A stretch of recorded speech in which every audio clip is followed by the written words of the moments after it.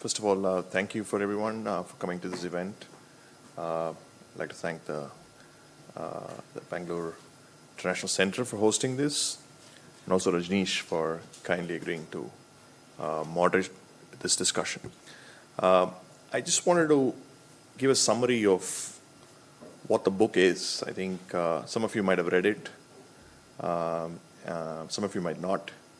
The book, Kautilyanomics for Modern Times, is almost a 5-year exercise. I spent about 4 to 5 years on this subject.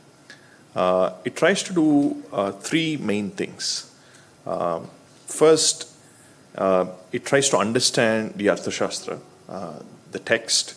I worked with Sanskritam scholars to deal with the nuances of the text, what the text entails, and what are some of the nuances of the text. So that's the first part of it. First part of it is understanding the language. I myself relearned my Sanskritam and worked on it, and then worked with some scholars to understand the text. The second part of it is sort of establishing a framework. I think that's an important exercise because the Arthashastra as a text is a very sort of general text which deals with a wide range of areas. A lot of the discussion in contemporary times has been on the Chanakya Niti part of it, the political side of Chanakya and Kautilya, or the discussion has been on foreign policy and strategies related to foreign policy and things like that. But there's a reason why it's called the Arthashastra, because it's primarily on wealth creation. If it was primarily on, say, strategic policy, it would have been either Rashtrashastra or Rajyashastra. It's not the case. So the amount of literature that is available on the wealth creation part of it, the Artha part of it, is very, very limited. So in fact, there's just one book by Balvesh Sihag, who is a PhD from MIT, is an emeritus professor who's written an academic book on this subject. But other than that, there's literally very, very limited literature available. So in normal textbooks, you have a particular theory, and then you have output related to the theory. But here in this case, you have the output in the form of the Arthashastra. You have to derive a theory based on which Kautilya has given some of these ideas. So that's where I bring in the idea of dharmic capitalism. So Kautilya had this view of thinking about beyond the state and the market. He wanted to integrate the idea of dharma into governance and economic governance. So the idea of defining dharma is a very difficult exercise. So I try to sort of do that in terms of responsibilities, ethics, and a sort of a global approach. And then that leads to wealth creation through international trade, a state which is strong but doesn't intervene, and the idea of sustainable growth. So these are pillars in the framework that you would be reading in the book, where I establish a framework, based on Kautilya's ideas. And the third part of the exercise is to deal with what I call how is it relevant today? Because if a lot of you are here today, I think the contextual relevance is very important. So what I do in each of these chapters is, for example, there's a chapter on trade. I talk about trends in trade in Kautilya's times, and then I also talk about what was the trends in trades today, in today's Indian economy, and what are some of the Kautilya's ideas. I call it Kautilyan Tantra, which can be used for some of the challenges that we face today. So like this, each chapter, there's a chapter on wealth creation, chapter on trade, chapter on inequality, chapter on labor contracts, and each of these chapters sort of bring Kautilya's ideas to the fold for each of these themes. And then all of this sort of aggregates to the dharmic capitalism framework, which I mentioned earlier, and that sort of summarizes the book in the end.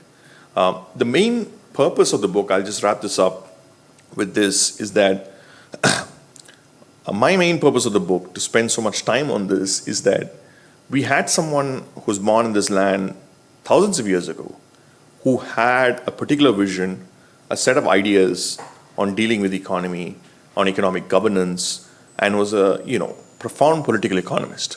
We might disagree or agree with his ideas. That isn't the point. The point is there is nothing in terms of literature that is available today to highlight what his ideas were in this particular context. So I think the fundamental aim of this book is to create an awareness sort of among common people to sort of understand Kautilya and then debate and discuss his ideas. I mean, we might pick up 10% of his ideas, or we might pick up 90% of his ideas, but there has to be some sort of discussion around some of his ideas. So that is the sort of a broad theme of the book. So I would like to just wrap up the initial part of the discussion, introduction with this, and probably now we'll move on to the Q&A. Thank you. Thank you, Sriram. So we'll keep it interactive and then try and give audience also a time to ask a bunch of questions. I have a friend from RBI who can grill us about how badly the central banks are doing globally. In terms of the process, Sriram, it took you about 5 years to write this book. So I would love to hear about two things. A lot of my friends actually did not know that before the British arrived on the shores of India, India and China had 50% of world's GDP for almost 2,000 years. And then everything changed. We are now 3% of the global GDP, and we are aspiring to be 5%. So could you connect about what was great about India that we were contributing 17-18% of the global GDP till 1800 almost? And what should be our roadmap if we want to get to 5% to 10% of the global GDP? Thank you. So this number about global, India's dominance, India and China's dominance in the global GDP ranks is not an anecdotal statement. Angus Maddison is a world-renowned economic historian. He's produced an extensive data set, a fairly rigorous data set, which is still available. He's no more now, but is available in his Norwegian institute, which talks about from 0 CE onwards till about 17th century, GDP and GDP per capita data related to global GDP and GDP per capita data, where he argues that India and China were the top two countries, more or less, from 0 CE onwards till about 17th century. So he sort of, provides information and analysis on that. So I think there's a good case, an analytical case based on his data set, and there's also a good case based on anecdotal evidence that we have from travelers, Chinese embassy notes and information, and also there's a very good book called On Periplus of the Erythraean Sea by a Greek traveler, which talks about how prosperous this land was. So I think there is a reasonable sense that there is prosperity here. So the question I really had, which triggered my research on this work, is this prosperity is not a one-off exercise, right?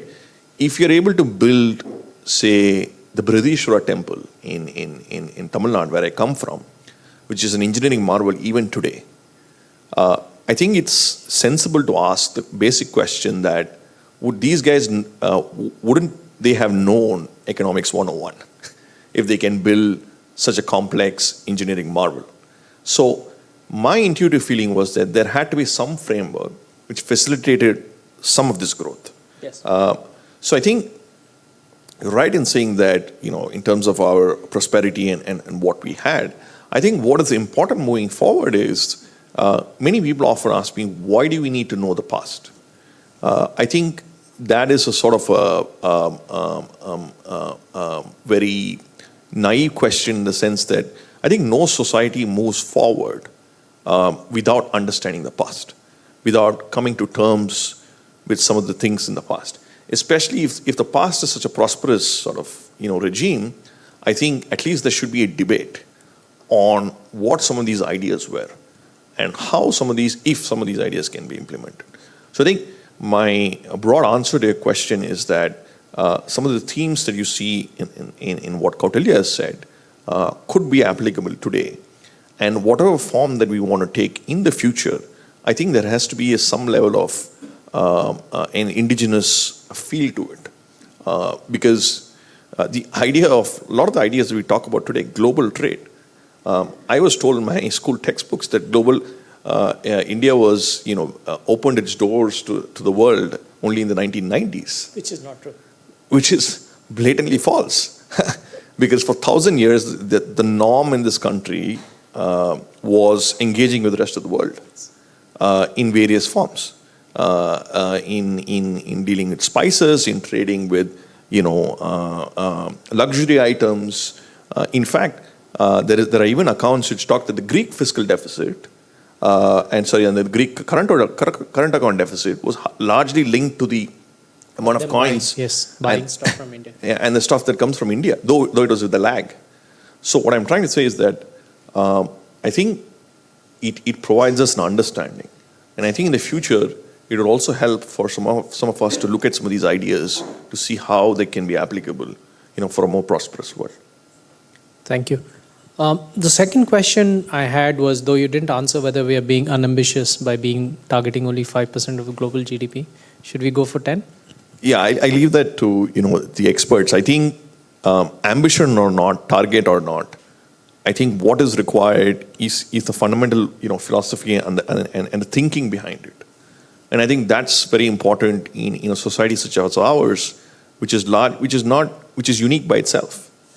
I'll give you an example. I mean, the Japanese, for example, in the Japanese Ministry of Finance, there is a separate division which talks about economic history in Japan. So I think a lot of countries do this at a more structured level. And I think that would be really helpful. In terms of the actual number, I leave that to, I don't think, I think the bigger picture is probably more important. The second question I had for you was, this whole debate about Keynesian. I mean, there are a lot of fans on Keynesian economics in Harvard and a whole bunch of other places, some of them in your old alma mater. And this question about open economy, right? And Kautilya talked a lot about how state should be neutral, should not interfere, should provide an environment which allows for creation of wealth. There was a lot of emphasis in Kautilya's work on respect for creation of wealth. And what I find a little surprising is for the last several years, there has been a lot of political mudslinging around wealth creation. I don't want to get into specific names, but I'm appalled that a society like ours, which was for 2,000 years ago talking about artha and the importance of wealth linked to prosperity and social justice. So could you talk a little bit more about Keynesian versus open economy, what the debate is? And I have a follow-up question to that.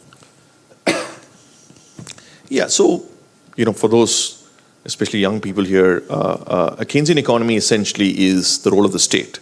In very, very simple terms, we are talking about the state intervening in activities. So, for example, the state builds infrastructure, or the state puts in a stimulus, it puts in money into the economy and then runs the economy.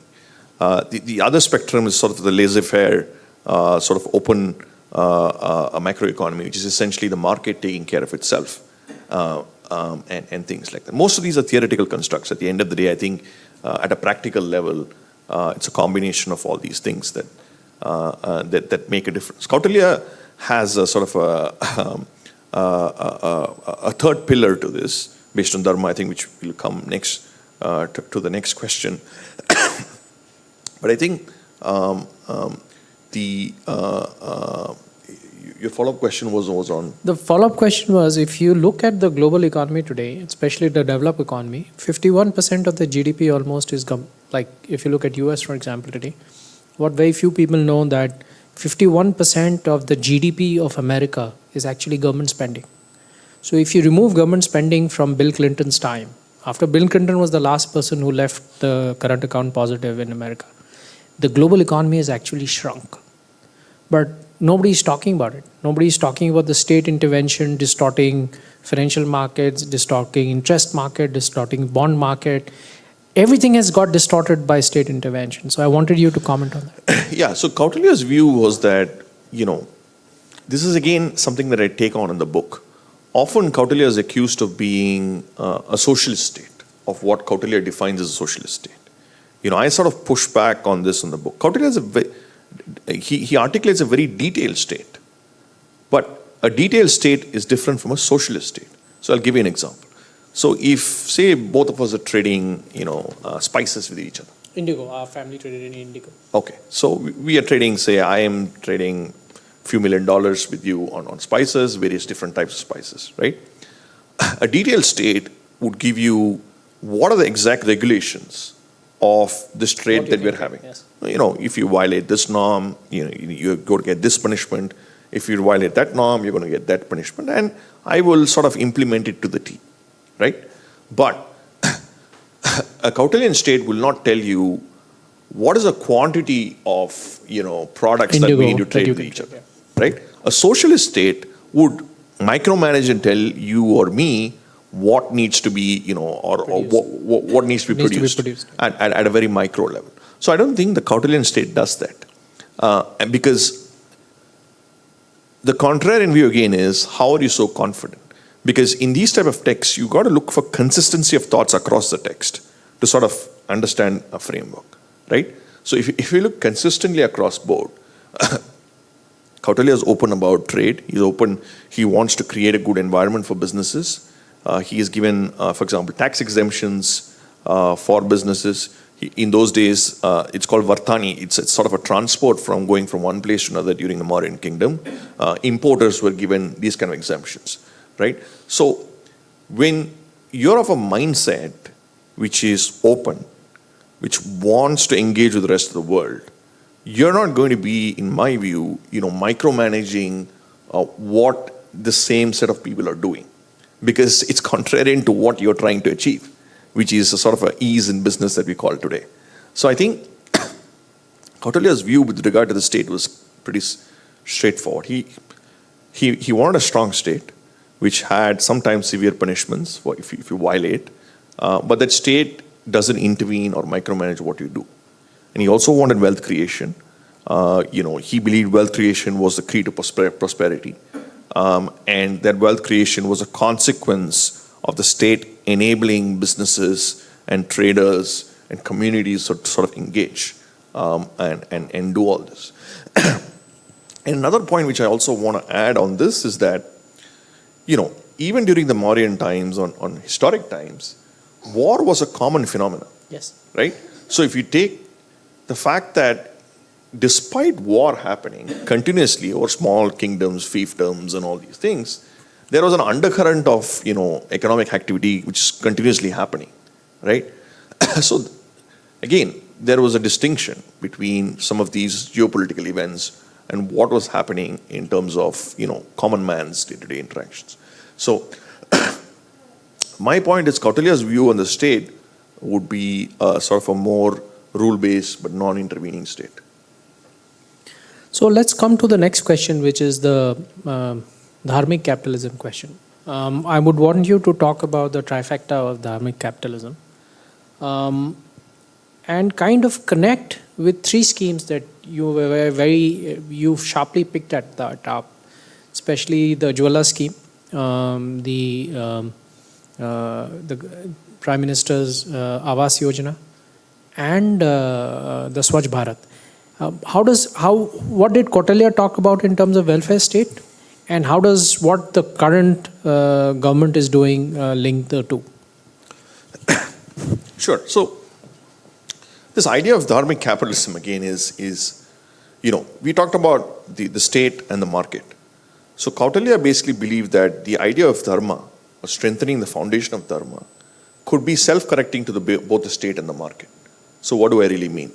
So in very simple terms, if say someone is corrupt at the state, a minister is corrupt, or there is corruption that is happening at some level, Kautilya believed that a sort of a dharmic society could sort of self-correct this part of the issues with the state. The same thing with the market, where say there's a moral hazard, right? So moral hazard is basically you give preferences to an X number of, X company, X business, or whatever it is. The idea of the moral hazard could be, a dharmic sort of civilizational society could address this issue. So what it does is it sort of liberates both the state and the market. Because what, conventional, thinking is both the state and the market are stretched, whenever there's a binary sort of discourse. So Kautilya believed that there's a third pillar to this. And this third pillar is the idea of dharma. So this is very good in theory, but how does it sort of work in practice is the question, right? I think that's where, the idea of Swachh Bharat is an example which I sort of give. In my travels across rural India, my impression, I think I'm reasonably right, but my impression is that schemes such as Swachh Bharat is extremely successful in rural areas. I've seen this in really in remote villages in rural Tamil Nadu, where such schemes has a much more, the efficiency of the schemes is much higher compared to urban areas. I don't see that same impact in, say, a city like Bangalore in terms of cleanliness and what you're trying to achieve, right? So you sort of think about the idea of Swachh Bharat. What is basically Swachh Bharat? We are all generally clean within our houses. Most of us, 99% of us. But yet outside, we somehow take things for granted. As a society, we don't, take care of our community and things like that. See, at some level, this is also sort of a dharmic responsibility that we are talking about. Sort of a dharmic consciousness of being clean. Saucham that we call it. It's another definition of dharma, which we keep it to our private lives. This scheme, for example, I think caters to this instinct, but then scales it, at a much bigger scale, and then, sort of transfers it to the outside, where people are thinking, okay, if I'm doing it to my house, I should do it to the neighborhood and people around. So the sense that I get from talking to people is that many people take it as their own sort of personal mission now to take care of the neighborhood, to be clean. So I think this is a sort of an example of how, enhancing this consciousness to public policy can improve your efficiency from, say, 70 or 80% to about 90%. So even now, after some time, I believe that, without the scheme itself, for example, there is a certain, subconscious level people are, integrating into this idea. So that's a sort of an example which I give. I mean, even the idea of Ujjwala Yojana, is sacrificing, I was going to ask you that. Larger good. That is again another sort of definition of a dharmic way of life. So I think these are abstract concepts, which are abstract in the sense that it is defined by how we live our lives in our day-to-day lives. But often, the sense that one gets is for policy to be effective, I think there's always that 10-15% which is always lagging. So the understanding these type of ideas could sort of enhance that. And I think the idea of dharmic capitalism again is, I sort of mention capitalism because to make it relevant, but it could be dharmonomics or any other form of term. But I think what it does is that it provides you an alternative beyond the binary. And I think that is something, we need to think about. The last point is, the sovereign gold scheme. I think you would have heard the RBI had floated this idea. I had spoken to a researcher who had worked on this subject. And there was a survey done on the effectiveness of this scheme. So most Indian women responded in the survey, because the idea of the scheme is that you take your personal gold, you deposit it in the bank, say after some maturity, you get back some new gold, at the end of it, one of the top reasons for the scheme to be not too effective was that women wanted the same gold back which they deposited. Correct.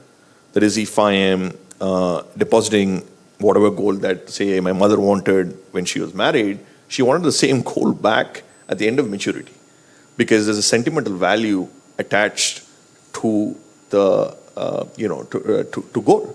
I personally keep telling my wife and my mother not to invest in gold, because as an economist, I'm told, and I still believe that it is not a productive asset. But the reality of how consumer choices are made in a highly cultural driven society is very different. So this is something that we need to acknowledge. We might not agree it as an ideal system. That is a different debate. But I think acknowledging such nuances and understanding such concepts, I think helps for policymakers to sort of, achieve their goals in a more efficient manner. And there's a greater understanding of some of these trends. Shriram, one of the large debates I've had with quite a few intellectuals, some of them who write for national newspapers and are on TV, is about the three models broadly. So China follows what is called state capitalism. The Europeans follow a welfare model. And America now, I don't know what it follows. But if you look at the European model, they basically smartly said that after learning from Russia, what happened with the collapse of Russia, that the production system should be capitalist, where you do not interfere, you allow the most efficient use of capital. But the proceeds and the profits of that capitalist system is distributed through a welfare scheme. And that has worked really well for them. And a lot of the people do not understand the benefit of them. And then I give them the example of my own first place that I worked, which is Amul. When I worked for Amul, Dr. Kurian was still alive, and we were doing about 1,000 crores in revenue. 85% of that money was redistributed back to the farmers. Today, Amul does about 60,000 crores in revenue, and 85% still gets distributed back to the farmers. And this is just one state. So I always ask them the question that is Amul a better model where the production system is in capitalism and the distribution system is in social structure, right? Is Amul a better model, or do you think Manrega is a better model? So I would love to hear your views on that. And what would Kautilya have done? Yeah, that's more important. So that's a very interesting question. I mean, for those interested, I've given a lecture at IIM Bangalore, one full lecture on Kautilya's views on some of these issues. They deal with Matsya, but they also deal with some elements here. The idea of redistribution, I think, in Kautilya's lens, is multifold. First of all, I think from my interpretation, he would prefer sort of a more targeted way of redistribution, right? The DBT schemes. Yeah, so let's take the direct benefit transfer, right? So what does the direct benefit transfer basically do, right? It chooses a particular segment of the population, and then it transfers money through bank accounts and financial institutions, and the money reaches the whomever is required, right? Or say the COVID response package, for example, right? So that's more targeted. I think Kautilya would prefer that, because there's a quotation which I give in the book where he says that... Can you speak it in Sanskrit, the exact, what he says? Yeah, there's a quote on welfareism on the king. So, praja sukhe sukam rajnyaha, prajanam tu preyamitam, nat preyamitam rajnyaha, prajanam tu preyamitam. What he says, the welfare of the people is central to his economic philosophy. And the the happiness and the welfare of the people is central. So the king is secondary. The monarchy is secondary. In fact, he says that if the happiness of the people are not taken care, the king and the monarchy can be replaced.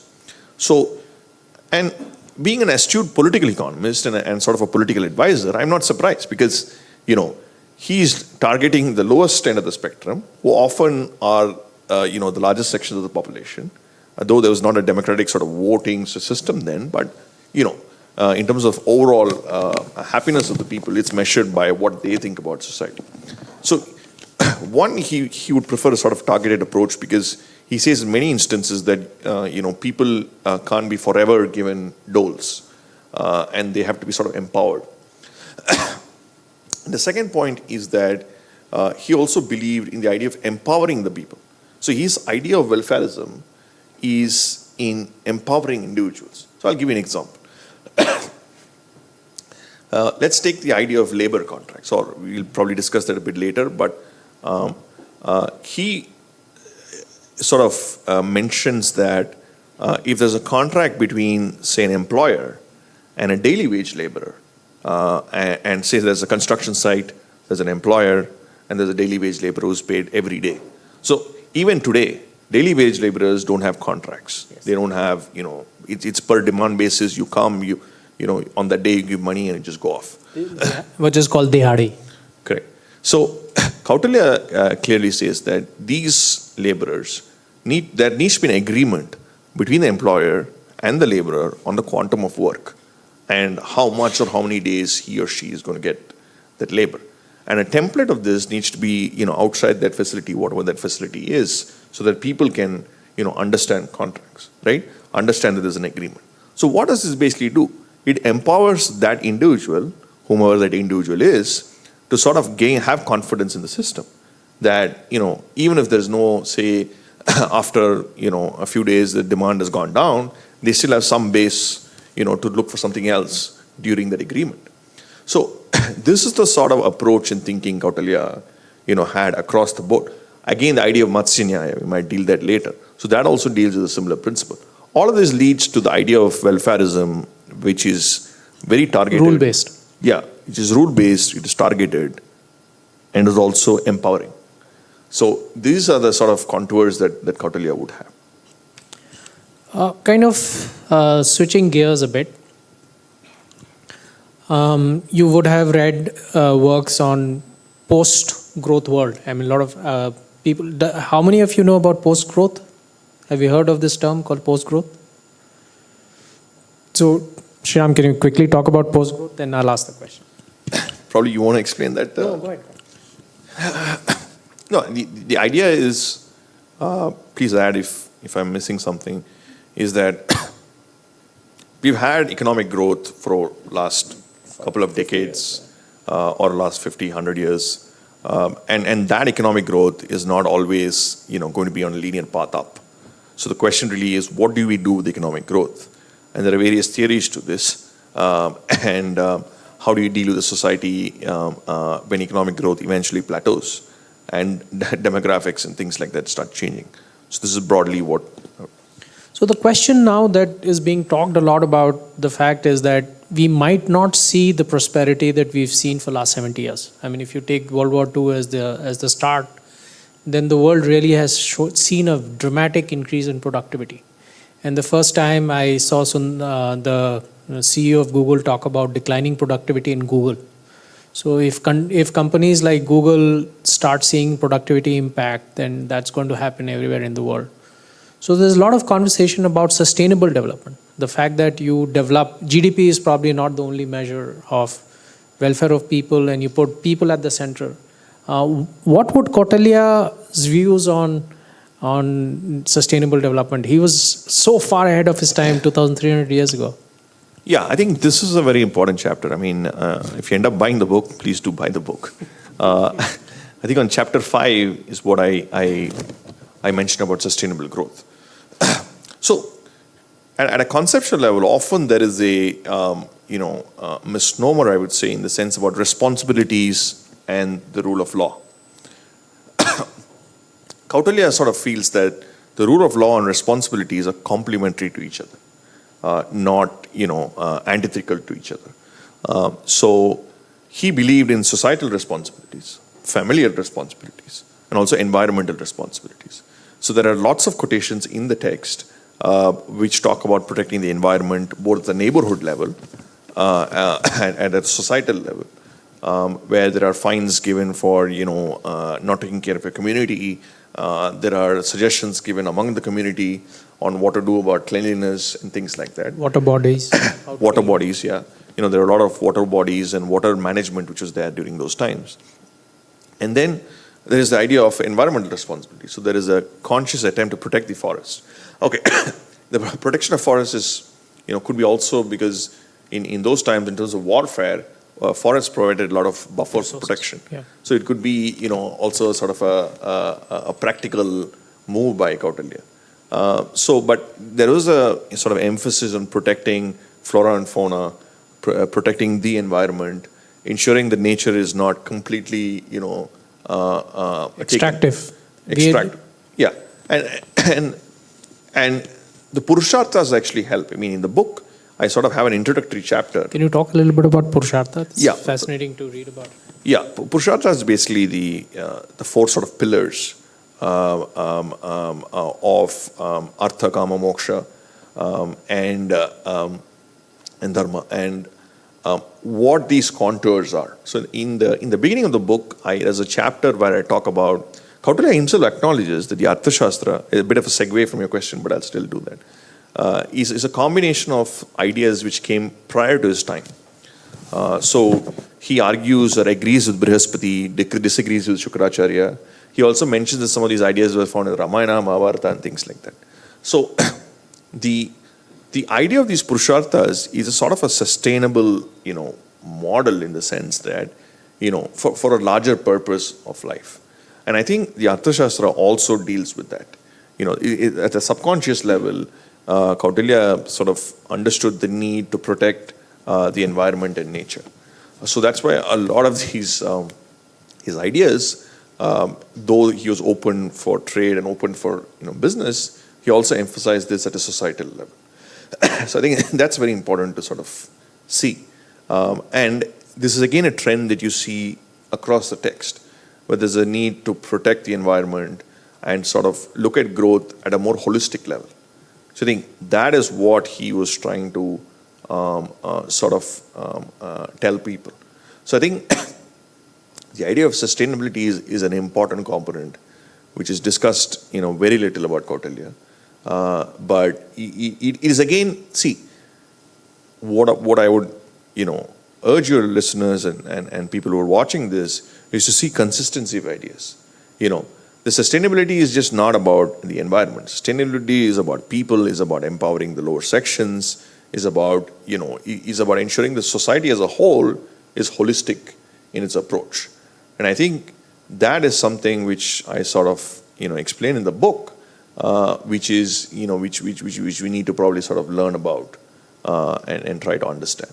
So I think idea of sustainability was an important component of what Kautilya's sort of economic worldview was. So I want to switch gears a little bit more. There's a lot of, 2022 literally has been marked as the end of hyperglobalization. If you look at most of the economists, or even hedge fund managers like Howard Marks, or you look at Jeremy Grantham or any of these guys, they are saying that the time can literally be divided in two phases now. 1980 to 2022 and 2022 on. They're saying 2023 onwards. And they're saying that the characteristics of 1980 till 2022 was a 40-year secular decline of interest rate. And because of secular decline in interest rate and cheap energy, you had hyper-globalization. We saw the global GDP grew at very fast pace. We saw China emerge from almost $2 trillion to $16 trillion. And we saw a lot of prosperity all around. And they're saying the tide has turned, finally. And, we are going to see a completely different world, in the sense that what Klaus Schwab calls the reset, the Great Reset. It was fascinating to read that Kautilya had views on globalization as early as 2,000 years ago. Could you talk a bit about what he says about globalization? Because India was already doing trade with Romans, and we were doing trades in the Far East with Malaysia and Indonesia. So can you talk a little bit more about globalization? Yeah, there's a funny incident. Because most of my lectures and discussions are for young people, so I go to universities, schools to talk about this book. One principal came to me and told me to give a lecture. I basically told her that whatever that I talk will be contrary to what you're going to teach, because whatever that I say is not there in your textbooks, and your students are going to ask you more questions at the end of it than I am, because I was in a pretty similar situation. I was told that globalization was a post-1990 phenomenon when I was growing up, which is anything but the truth. We opened the economy in 1991.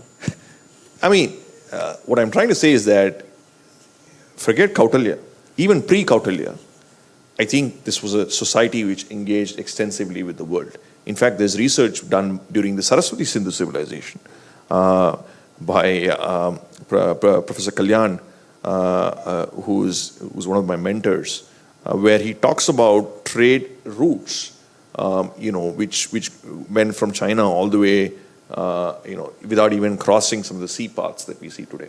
So what I'm trying to say is that engaging with the world, the term globalization is we can debate about what constitutes globalization, extensively, but the form with which we have today's globalization might be different to what was there, earlier. But my benchmark is engaging with the rest of the world. As a society, as an economy, are you open enough to engage with the rest of the world? As a society, are you open enough to engage with the rest of the world on ideas, on policies and things like that?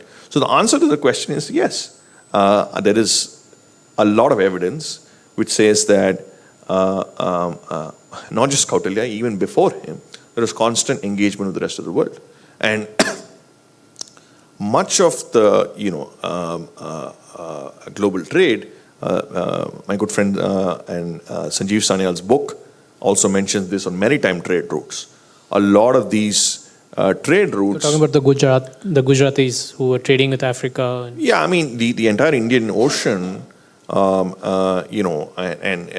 they were central to sort of global commerce because they were routes to China, and then that's how this led to many civilizations. In fact, in my subsequent book, which I'm working on, how say some of these civilizations went to Cambodia was because they were trying to find a route to China. Along the way, Cambodia was there because that was the trade route, and that led to them establishing kingdoms. But my broader point is the idea of globalization might change in form, in the nuances of the details. But engaging with the rest of the world was a constant, enterprise. And Kautilya was a fairly good proponent of it. I think his actions would suggest that. I mean, for example, he gave tax exemptions to importers. He encouraged businesses from traveling. People who are coming in from the rest of the world to sort of engage with them. And he also believed in a very robust business environment. So I think this entire idea of globalization in today's world, how the form that's going to take and what it's going to do and all those things, I think they're all premature in its own context. I think at the end of the day, most of our history, in my view, at least in the last 1,500 years, has been a society which is fairly engaging with the rest of the world. Okay, the pace of engagement might not be as much as what we have today. There's definitely a lag because of technology, because of data, because of all these things. But the underlying philosophy, I think Kautilya was and his predecessors sort of saw that as an important way of dealing with the world. And I think more modern notions of this I think it would help to sort of look at the past and see why for so many years people see the need for this at a societal level. And I think that would help us to sort of think about how to deal with some of the new challenges that we might have with a changing world in the years ahead. So in changing world, coming to that theme, if we look at the model that the world developed especially after World War II, which was basically debt-fueled growth. So the idea was that the state took a lot of debt and kind of used that to do that. What was Kautilya's views on debt? Was debt a taboo in his time? How did he look at debt-fueled growth? Was he encouraging state to take on debt? Yeah, that's a very interesting question. So this is something I'm still grappling with, to be honest. I mean, there is a chapter in the end where I talk about some of the issues that I'm still grappling with, because it's a sort of a still learning process for me as I evolve more and more with the text. Because the idea of sovereignty is still different. And what we call as a sovereign democratic nation/state is very different to what was there in Kautilya's time, right? It was a monarchy, but the structure of the monarchy was different and things like that. He had a lot of views on personal debt.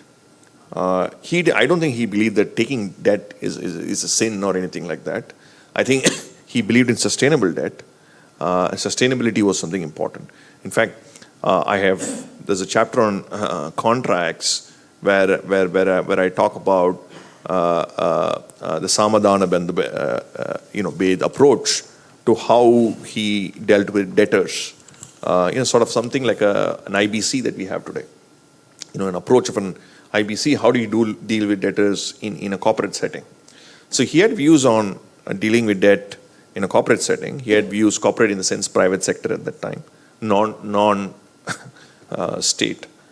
He had views on personal debt. But the idea of sovereign debt, I'm still grappling with it. I'm sort of trying to understand what his views would be. But it's a bit difficult given that the idea of democratic sort of a sovereign state as we see today might not be what he envisioned. But given his ideas everywhere else, I think there would be a balance in how the state itself could influence this. So there's a lot of talk of inflation now. You're seeing what Powell is trying to do, or what the ECB is trying to do. Kautilya wrote extensively about the role of currency, the fact that he wrote about gold, and what would you say about the current currency debasement model that we have? How would Kautilya kind of reconcile with that? And where do you see this whole fiat currency model going? Yeah, so I would answer your question in two sections. One is the role of inflation, measurement of inflation. So how was inflation measured in those times? So I think that's a fair question, right? So there were statistical institutes or statistical sort of offices in most of the villages during the Mauryan dynasty. In fact, there are accounts where Kautilya mentions about statistical people who are working in statistical institutes and how much they get paid.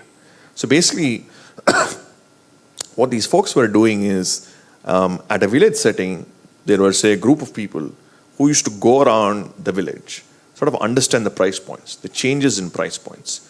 And this would sort of get aggregated at a more centralized level for the administration to sort of understand these price points.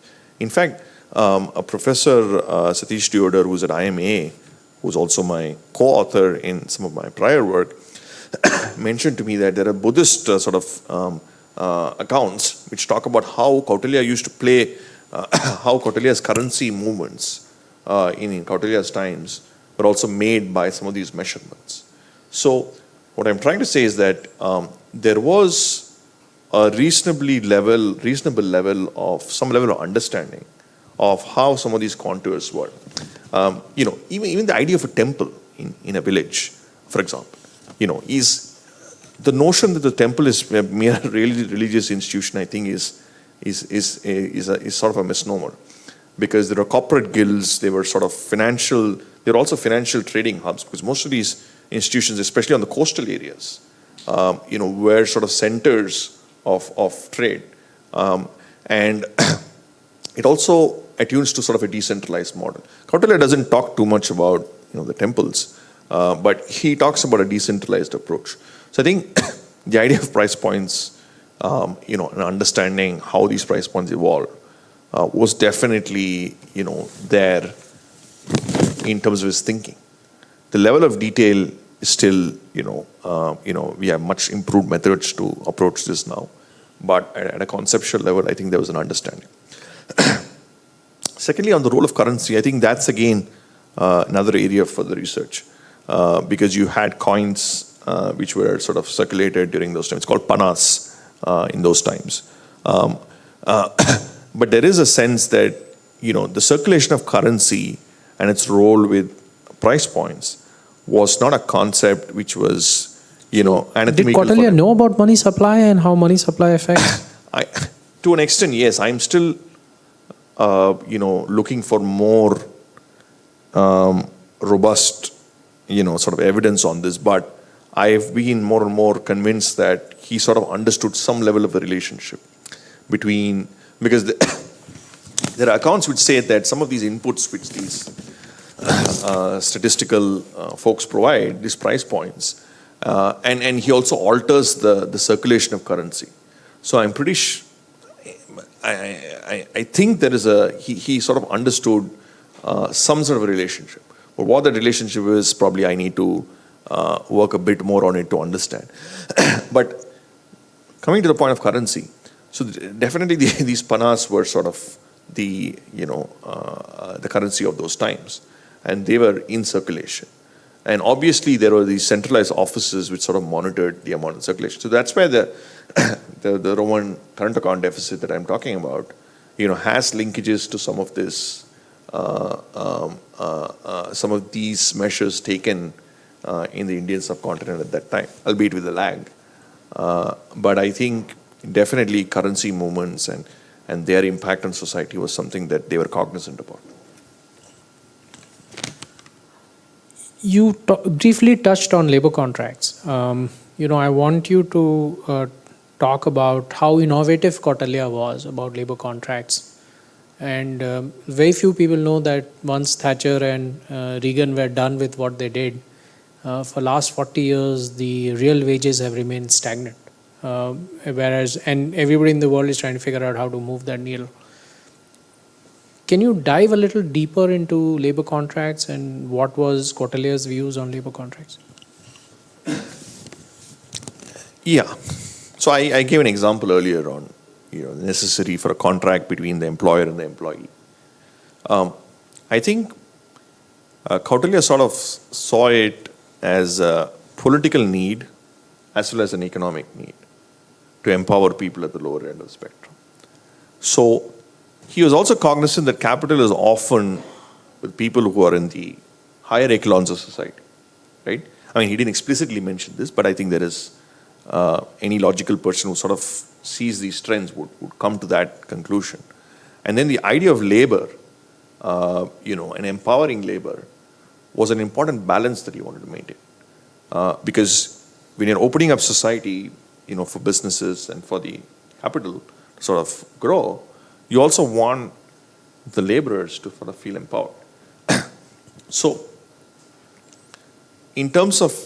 what he did is in terms of legal challenges or legal between a business and a small lender, for example, he ensured that there was fairness in due process, and the common person sort of got empowered that he's not facing a big giant and the law just is against him completely. So he ensured that there is a sort of empowerment of the laborer at that level, and he saw that as an important need for an equitable society.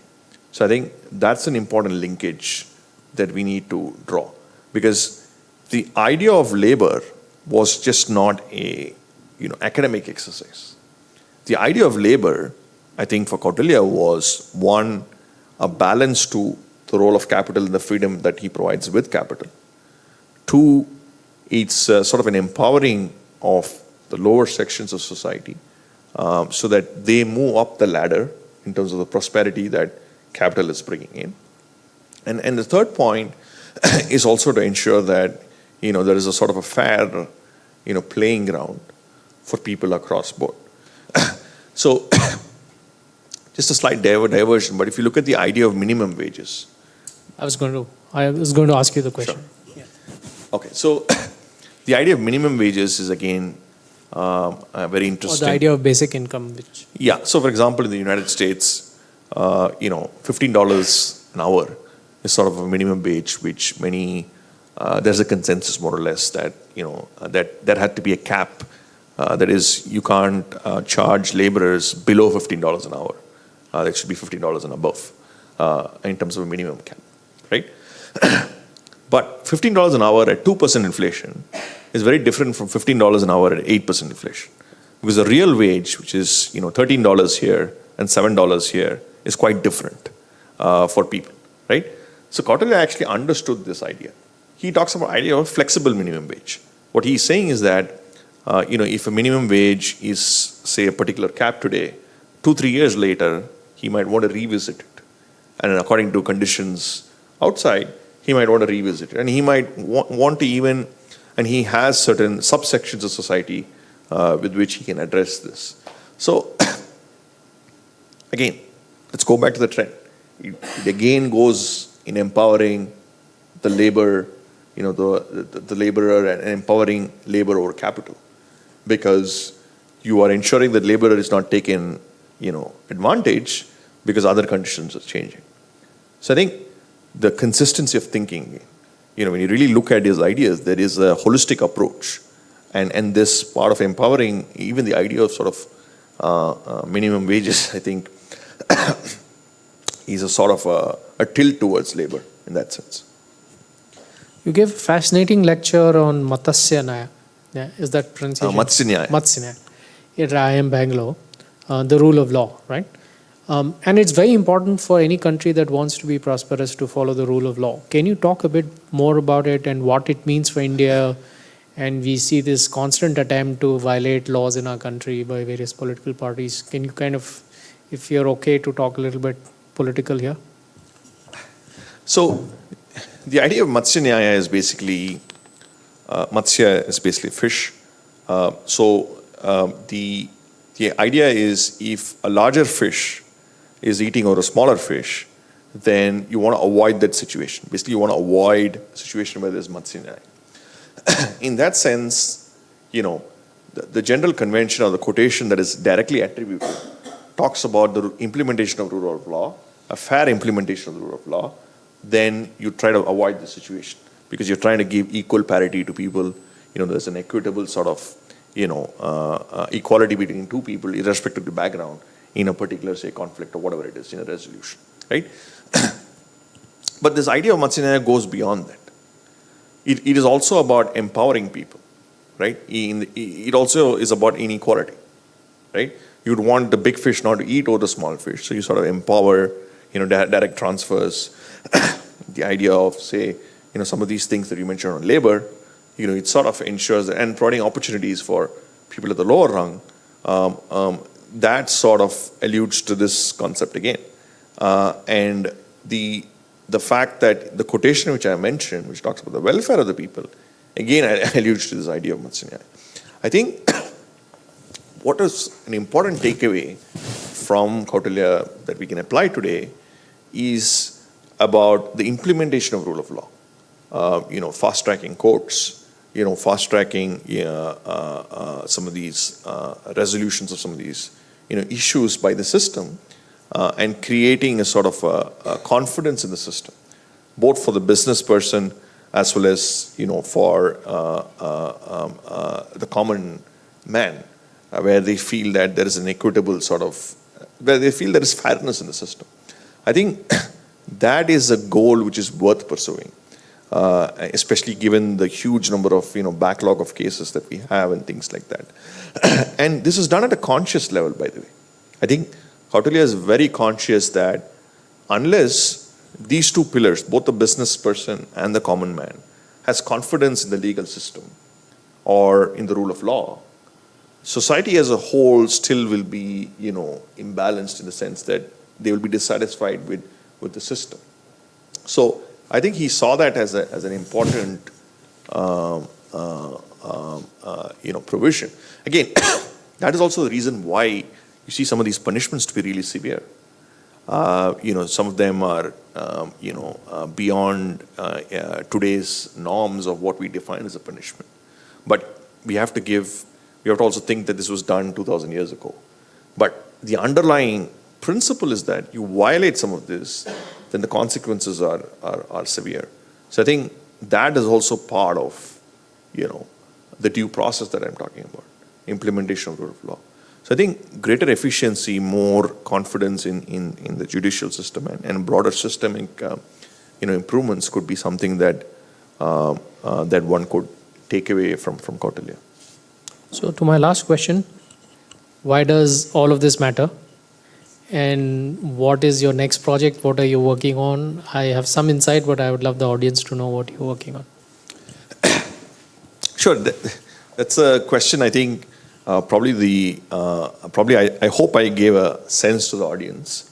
Why does all this matter? I mean, I keep asking, keep getting asked this question. I tend to give one example, which I think I'll repeat it here again. The Arthashastra was discovered in 1915 by a gentleman called Shyama Shastri. So, Mysore Oriental Library. So, Shyama Shastri is the one who had written the first translation of the Arthashastra. For 1,000+ years in this country, the manuscript of the Arthashastra was not known. So, it was only word of mouth through generations that people knew about Kautilya and Chanakya, right? And then Shyama Shastri made this first translation, and there are about 3 to 4 translations only till now, which is a separate subject. But there's a backstory to this. There's a Vedic Pandit from Tanjavur who found the actual manuscript, the palm leaf manuscript. So he went all the way from Tanjavur to Mysore in British India, despite no benefit or anything of that sort, and gave this manuscript to the Oriental Library, of which Shyama Shastri was a librarian. So he picked up the manuscript and then he translated everything. So the question really is, imagine if that Vedic Pandit for some reason, had a variety of cynical, observers telling him not to do this, we wouldn't even have the manuscript and the text which we have today. So I think there's an undercurrent there that these are imprints in history. Whether you want to, whether it is an exaggeration or not is a separate story. But I think it's very important to sort of get these topics out for people to debate and discuss. People might disagree completely, that's fine. But I think it's completely unreasonable, completely unacceptable, for me that, we call the Arthashastra and there's barely written anything on the Artha part of it. And I think this is an attempt to sort of set that aside. And another point to see, any civilization which moves forward, we talk about being a superpower in 2047, we have aspirations to be a global leader. As a global leader, we should be leaders in ideas and thoughts. Leaders in ideas and thoughts, in my view, if you look at history, you take even capitalism. Capitalism is essentially an output for Protestant ethic. There's an undercurrent philosophy there, right? If we take the Chinese model of how they sort of, even today and even before how they governed, and it was based on a philosophy. The Japanese have a similar philosophy. So everyone has some level of philosophical underpinning of their land and their mind frame, based on which they develop ideas, which the rest of the world picks up, right? In our case, most of the ideas are these philosophical constructs are already there for us, in a variety of ways, which we could make use of. So my response is, for us to think of new ideas in the future, I'm saying it is important for us to understand our past. I'm not saying we have to take everything from the past. Obviously, there are many flaws in the past. Kautilya himself acknowledges that, there could be many things that, that he might be wrong on. And I myself mentioned in the book that he's probably as flawed as me or you. But the question really is, if you have a robust understanding of the past, that helps to sort of, have a confident society which can ideate and proceed to the future. I think that's an important sort of takeaway. And what are you working on next? Yeah, so my next project is sort of, I still started some work on it, is to look at, so what we have looked at is 3rd century BCE. And Cholas. Yeah, so the extension of this is to look at common era kingdoms, including the Cholas. I was in Cambodia for about a week, doing some work on some of these civilizations there in Cambodia, which had Bharatiya origin, to sort of see if some of these economic principles, how they sort of evolved over this time, into the common era, and how some of those nuances changed. What are some of the contours, to sort of establish a longer time series of some of these events. So that's again an ambitious sort of goal, but let me see how that goes, hoping for the best. All the best. Yeah, thank you.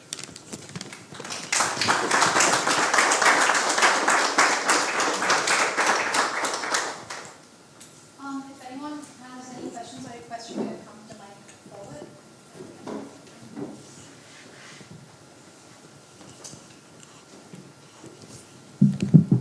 Hey, can you hear me?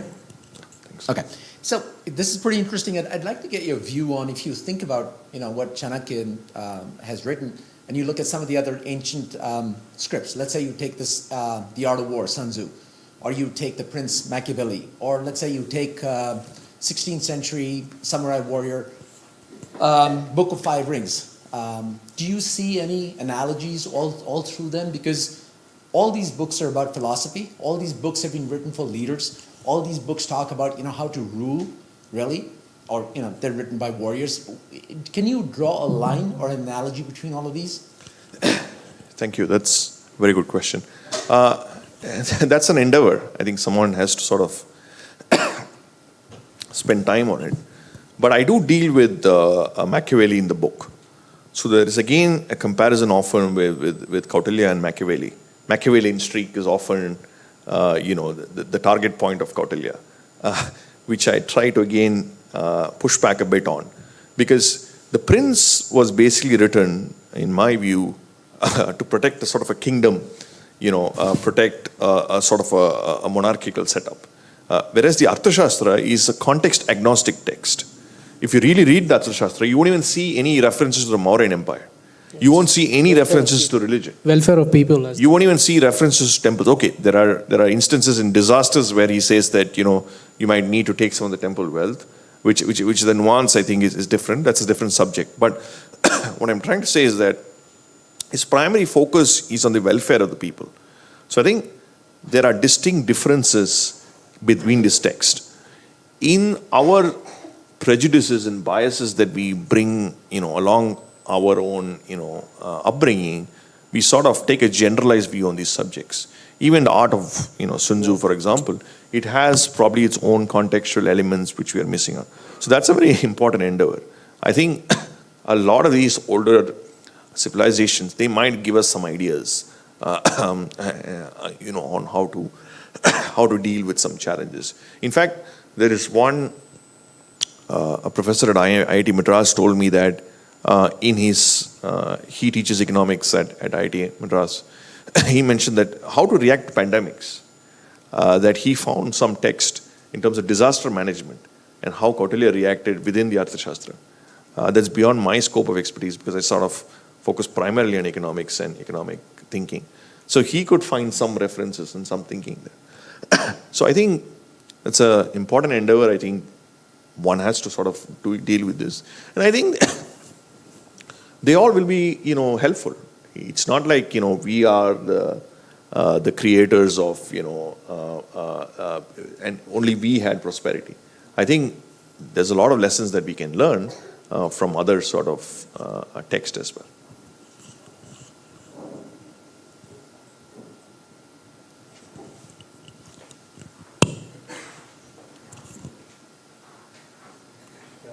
My name is Sriram Balasubramaniam. You had a meeting with Madam Nirmala Sitaraman. Is the mic on? Yeah, it's on. So, how was your meeting, and do you think that from 3.5 trillion we'll be able to achieve a 10 trillion global economy? See, most of the political leaders in the current leadership say it's going to happen in 10 years. But do you think it is at a sustainable growth at 7.5%? Do you feel we'll be able to hit a 10 trillion economy in the next 15 years? Yeah, see, I think on the meeting, it was just a courtesy meeting to sort of talk about the book, because the book is really doing well. I mean, I was just mentioning it's sold almost 4,000 to 5,000 copies. It's on its third print. So it was I was very grateful for that. But I think in terms of these numbers, I don't want to get too much onto it because my focus is primarily on Kautilya. But I think, like I mentioned earlier, we should look beyond the numbers. Whether it is 10 trillion or 15 Welfare trillion. of people, as Kautilya said. I think there needs to be a philosophical underpinning of some of the gaps that we see in society and policy. There has to be thinking which is based on analytical rigor. See, what this book tries to do is it provides a lot of analysis, and we are not flying kites here in the sense that most of the analysis in the book is based on sound research. And I think what we need is a sort of a philosophical underpinning of how we want to move forward and consistency in that. Because, as an aspirational society, we want to sort of be a beacon to the world, right? I mean, there are certain things that we are doing very well. I mean, UPI is an example. Like I live in the US. Or Aadhaar card. It's just amazing that, right from buying fruits to the barber to wherever I go, I don't even use cash at all. And that is, for example, a global sort of leader, in showing a path to the world. So I think you have to move a bit away from all this, because a lot of the talk is on this day-to-day stuff, day-to-day rat race of 5 years, 2 years. What is he doing? What is he doing? He or she is doing. I think we need to sort of go beyond that, and an attempt here is sort of to get people thinking on how a sort of a long-term view of how some of our ideas can sort of be a leader to the world. You need this mic? Is that what it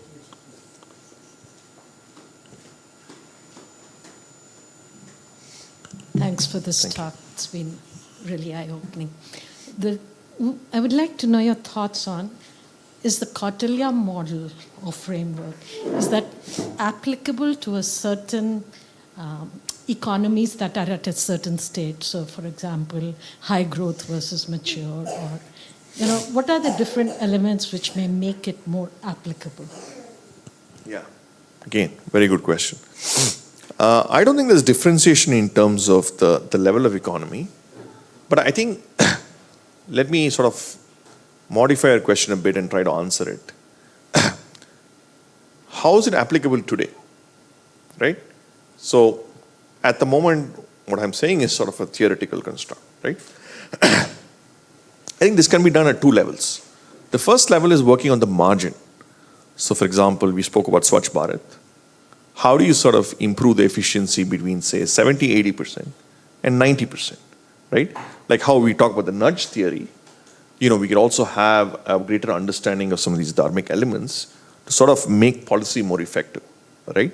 So that is one way of dealing with this. You work on the margins, you look at specific schemes or specific projects and specific ideas, and then have a greater understanding of how they can be implementable by integrating cultural norms and way of life and things like that, right? Another is, in terms of data, because most people, at the end of the day, the bureaucrat is going to sort of implement policy, right?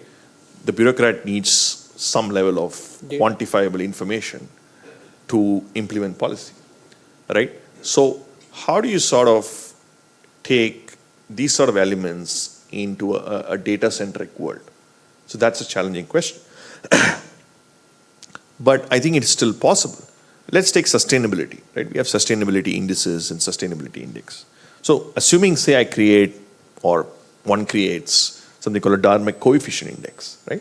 I have a certain, for example, I've defined dharma by ethics, responsibilities, and global outlook. Say we have 4 or 5 more definitions. For each of these, we give a parameter, right? Some level of indicator on estimating cleanliness, estimating responsibilities, whatever. We give a proxy parameter, and then we sort of run a quantifiable model, like how sustainability indices are made, and then have a sort of a dharmic coefficient index for each, say, district, village, and then gradually develop to a state. And then you have each states having this sort of an index. And then you see its impact on, say, GDP or other factors over a longer time series, say for 10 years or 15 years or 5, 10 years. Then what you're doing is you're sort of establishing an index or a quantifiable, a replica of what we're talking about, so that the policymaker can choose to, use this or not. So I think there are 2 levels to this. One level is working on the margin.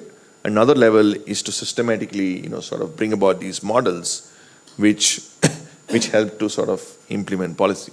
And I think the answer to your question also would come, whether a high-income country or low-income country and various types of countries using some of these, techniques, how's the efficiency and how's... So it's a work in progress, but I think it's not an impossible task. I think these are new ideas that we need to bring to the table for people to discuss, because everything is done with an estimation, with a proxy, and this is another sort of way, I think, which we could approach. These are, broadly 2 ways that I see. I mean, there could be other ways where we sort of, try to implement this. But I think at the fundamental level is trying to, fill the gap between what the policymaker wants and what society as a natural state is. Because often what happens is the policymakers or policymaker construes a policy which is often at odds, not often at odds, sometimes at odds with what people's way of life is. So there's a gap right between these two. So if you flip it the other way around, the policymaker is cognizant of some of these traits that in the way of life that people have, then policy itself could be designed in a way which is far more effective, rather than the other way around. because it's very difficult to change consumer choices. Correct. Like the issue of gold, for example. So, that takes a much longer time. So I think these are some ways which we could. Any more questions? Go ahead.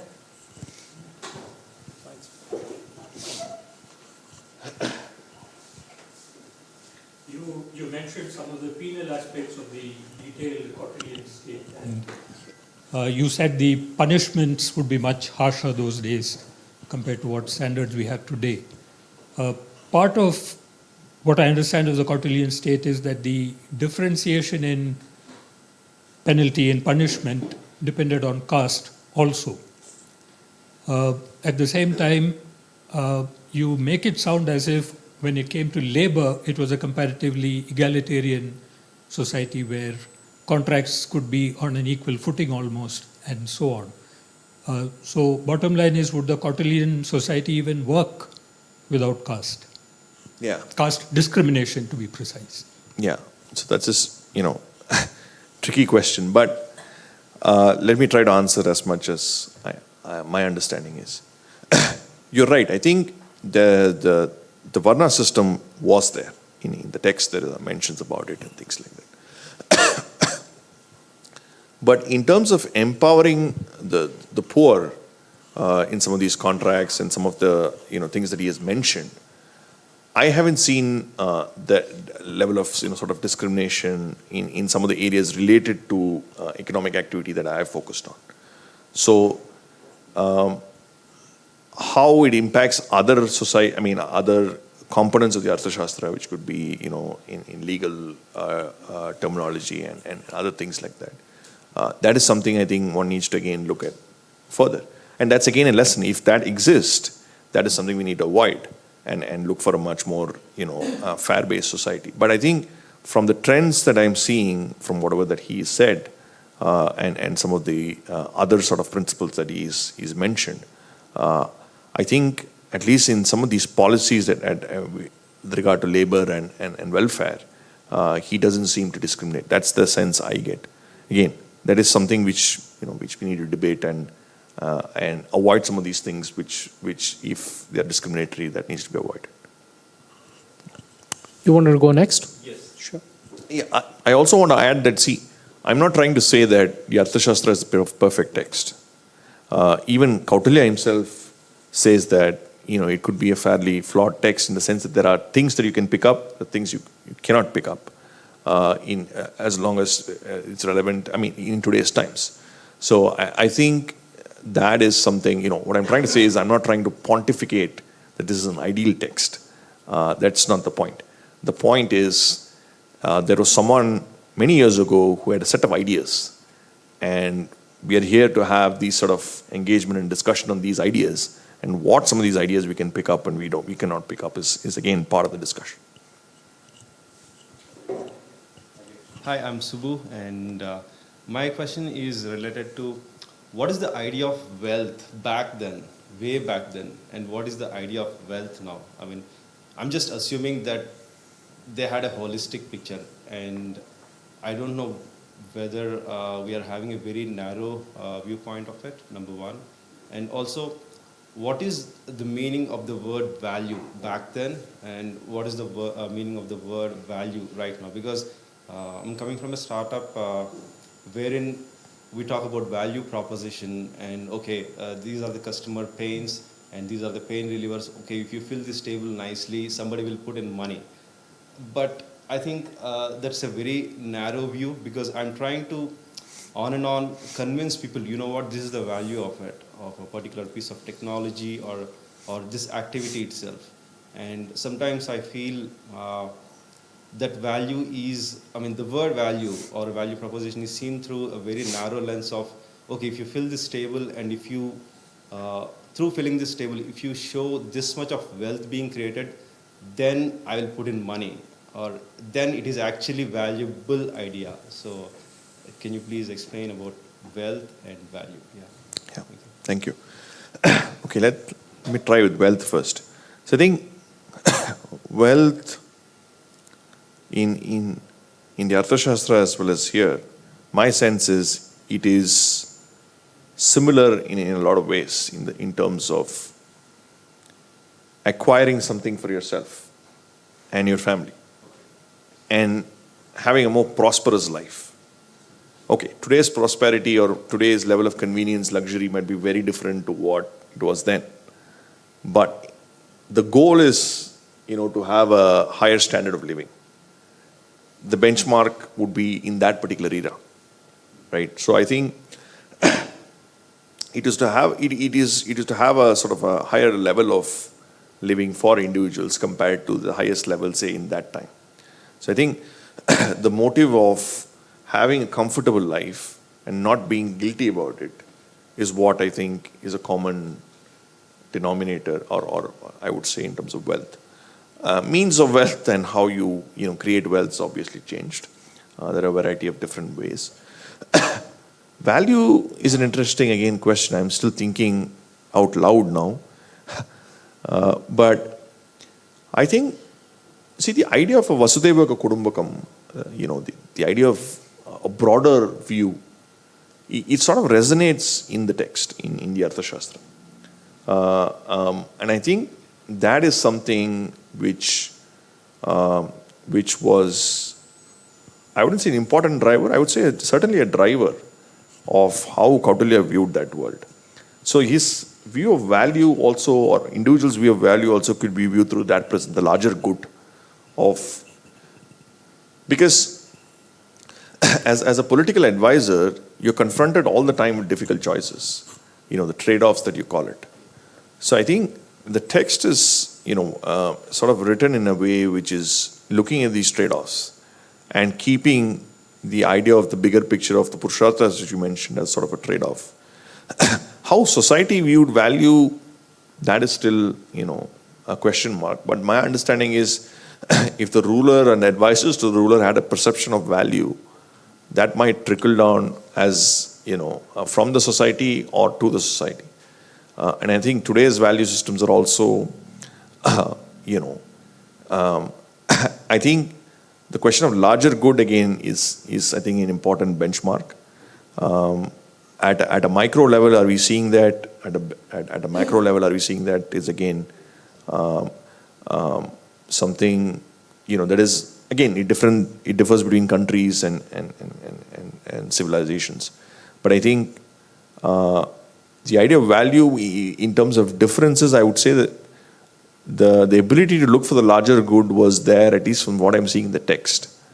Whether that exists today or not is highly customized, depends on different facets of life. So that's how I would construe value. I don't know whether I'm making sense, but this is how I think I would answer your question. Hi. So The last- my thought which I want to share, maybe a question or as a thought to discuss with you, is that when you talk about India was a wealthy country and we used to export to the world, Greek deficit also you talked about. That was till 17th century when we were actually generally exporting things we got from nature. Now, later on, the industrial age came and they started to add value on the things which we got from the nature, and then when the economic structure changed and we probably GDP things and everything changed. So where do you think and now it is an information age where the information products are being shared or created and innovated upon. So where do you think we missed, and are we now filling up that gap, or are we now building up that where we could create and innovate? Because only nature obtained products are not the only thing we are exporting or building economy upon. What are your thoughts on this area? Or did Kautilya talked about it, or is it relevant? Yeah, see, I think we cannot live life without using nature, to be really practical. Of course. Right?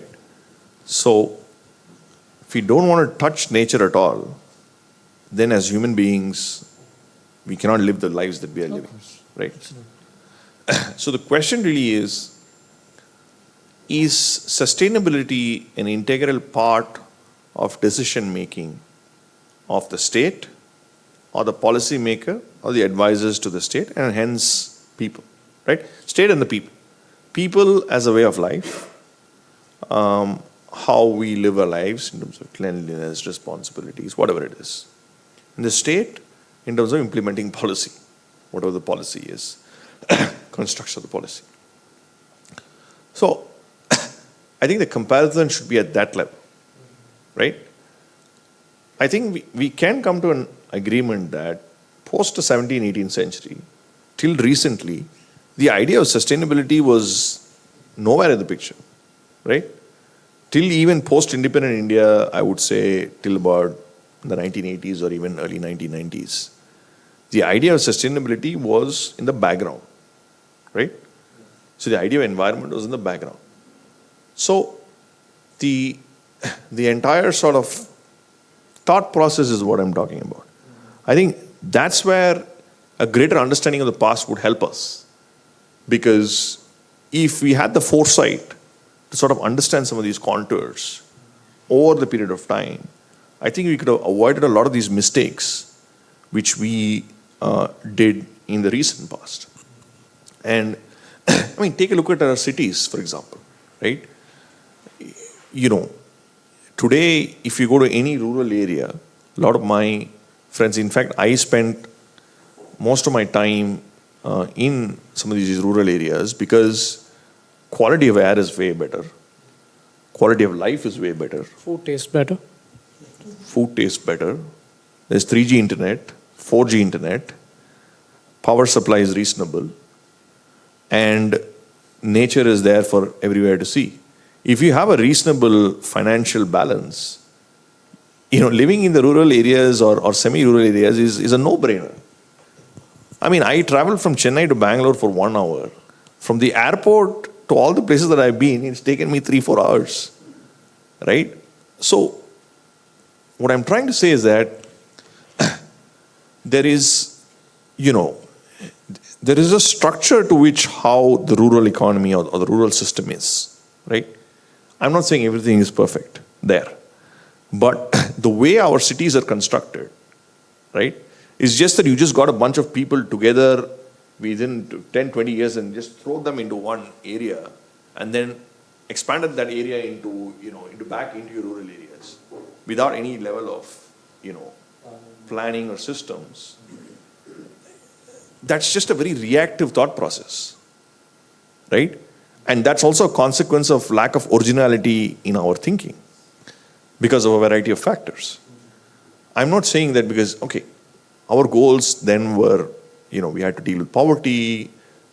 There are lots of good things that we have done. I'm not, there's lots of progress that we have made. There's absolutely no doubt about it. In fact, I am far more positive about India and across governments and across people, just on the sheer level of, progress that we have made. I mean, in my rural hometown in Tanjavur, I can go today and speak to anyone on technology who is far more equitable, far more accessible to technology, and their access to the rest of the world is so high. I mean, for example, the movie Punniyin Selvan, it's a Tamil movie which came out. Phenomenal. The discussion in a lot of places in Tanjavur was not about contemporary movies. It's about Game of Thrones as a comparative benchmark because people are exposed to all this. So what I'm trying to say, we made a lot of progress, but a lot of the challenges that we see in terms of urban planning, urban issues, pollution, I think a lot of it, could be either mitigated or avoided if we look at some of these principles that we talk about. So the answer to your question is, I think, till 17th century or onwards, another point that you made is on industrialization. So I was similar to you where I thought industrialization was a post-17th century phenomenon. But there are lots of research which tells that industrialization, not at this scale, but at a lower scale also happened, in some of these ancient times. But the scale is much smaller though. But I am not privy to the detailed research, so I don't want to go there.